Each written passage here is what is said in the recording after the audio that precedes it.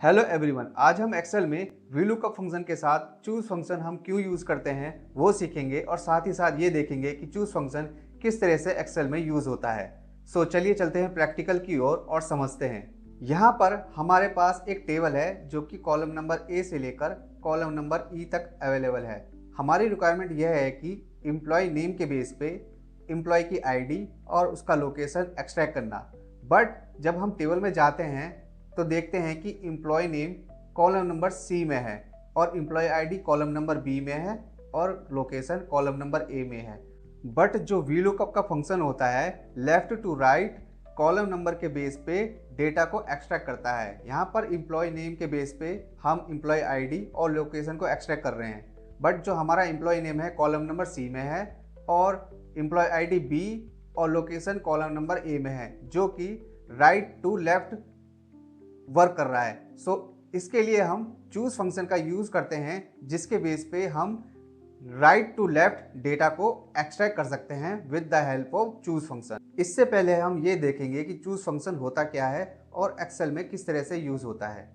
यहाँ पर मेरे पास एक टेबल है जिसमें डेटा 1, डेटा 2 और डेटा 3 है। Basically choose function index number के बेस पे डेटा के रेंज को या डेटा को रिटर्न करता है। एग्जाम्पल में यहाँ पर मैं is equal to choose function type करूँगा। सबसे पहला जो आर्गूमेंट है इंडेक्स नंबर, मैं यहाँ पे C3 का सेल रेफरेंस दूंगा जिसमें हमारा इंडेक्स नंबर है, कोमा।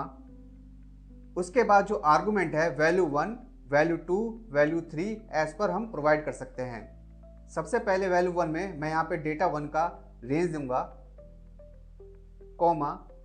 वैल्यू 2 में डेटा 2 का रेंज दूंगा, कोमा। वैल्यू 3 में डेटा 3 का रेंज दूंगा, ब्रैकेट क्लोज, एंटर। आप देखेंगे कि जो इंडेक्स नंबर 1 है उसी के बेस पे डेटा 1 का जो रेंज है उसका डेटा उसने शो करा है। अगर मैं यहाँ पर 2 टाइप करूँगा तो इंडेक्स नंबर 2 के बेस पे जो मैंने रेंज दिया था वो यहाँ पर शो करेगा, और सेम ही यहाँ पे अगर मैं 3 टाइप करूँगा तो इंडेक्स नंबर 3 के बेस पे जो मैंने रेंज दिया था वो यहाँ पर शो करेगा। अब मैं यहाँ पर इस डेटा को अगेन डिलीट करता हूँ और चूज फंक्शन अगेन यूज़ करता हूँ। यहाँ पर इंडेक्स नंबर का जो सेम है वो देता हूँ C3। यहाँ पर मैं value according to our requirement custom wise change कर सकता हूँ। मैं यहाँ पर फर्स्ट वैल्यू पे यहाँ पर डेटा 3 का रेंज दे देता हूँ, कोमा। सेकंड वैल्यू पे मैं डेटा 2 का रेंज दे देता हूँ, कोमा। और थर्ड वैल्यू पे डेटा 1 का रेंज दे देता हूँ, ब्रैकेट क्लोज, एंटर। इस बार ये रिवर्स ऑर्डर में वर्क करेगा। एग्जाम्पल में अगर मैं यहाँ पर 1 टाइप करूँगा तो अकॉर्डिंग टू 1 इंडेक्स नंबर के पोजीशन पे मुझे डेटा 3 का रेंज शो करेगा, बिकॉज मैंने जो वैल्यू दिया है वो यहाँ पर फर्स्ट पोजीशन में दे दिया है। इसी के बेस पे हम कॉलम के रेंज को आगे पीछे शिफ्ट कर सकते हैं और with the help of choose function VLOOKUP में अप्लाई कर सकते हैं। यहाँ पर हम एरे का भी यूज करेंगे। एग्जाम्पल में यहाँ पर मैं चूज फंक्शन टाइप करूँगा। इंडेक्स नंबर में इस बार मैं इंडेक्स नंबर का रेफरेंस ना लेके डायरेक्टली करली ब्रैकेट में 1, 2, 3 करली ब्रैकेट क्लोज यूज करूंगा, बिकॉज जो हमारा इंडेक्स नंबर है 1, 2, 3 according to column number 1, column number 2 और कॉलम नंबर 3 डिफाइन कर देगा। यहाँ पर हम इंडेक्स नंबर के बेस पे रेंज को आगे पीछे शिफ्ट कर सकते हैं। यहाँ पर मैं डेटा 3 का रेंज लूंगा वैल्यू 1 में, कोमा। वैल्यू 2 में डेटा 2 का रेंज लूंगा, कोमा।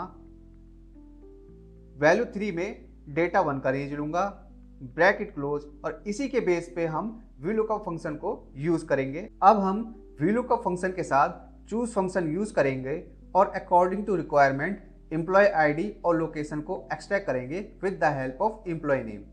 यहाँ पर मैं is equal to VLOOKUP function type करूंगा, ब्रैकेट ओपन।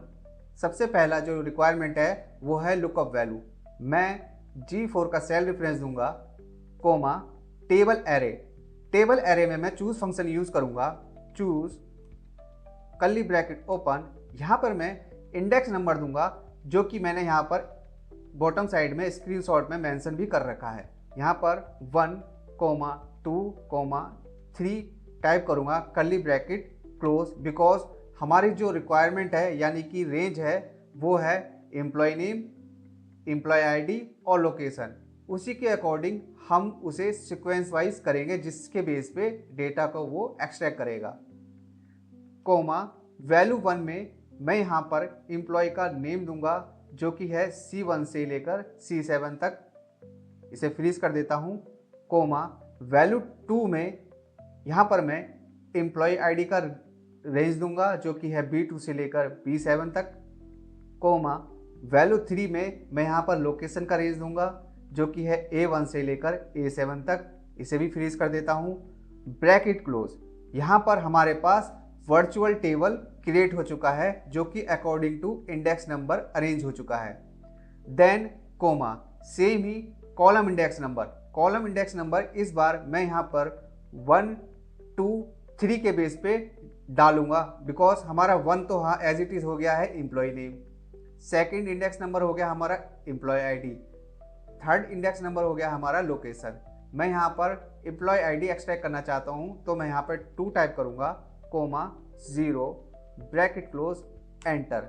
आप देखेंगे कि employ ID according to employ name extract हो चुका है। सेम ही फॉर्मूला मैं लोकेशन के लिए भी इंप्लीमेंट करूँगा, is equal to V lookup bracket open, lookup value में मैं यहाँ पर G4 का सेल रेफरेंस दूंगा, कोमा टेबल एरे में मैं अगेन यहाँ पे चूज फंक्शन यूज करूँगा, curly bracket open, index number होगा हमारा 1, 2, 3, curly bracket close, comma value 1 में मैं यहाँ पे एम्प्लॉय नेम का रेंज दूंगा जो कि है C1 से C7 तक, कोमा वैल्यू 2 में मैं एम्प्लॉय आईडी का सेल एज ए रेंज दूंगा जो कि B1 से B7 तक है, कोमा वैल्यू 3 में मैं लोकेशन का रेंज दूंगा जो कि A1 से A7 तक है, ब्रैकेट क्लोज।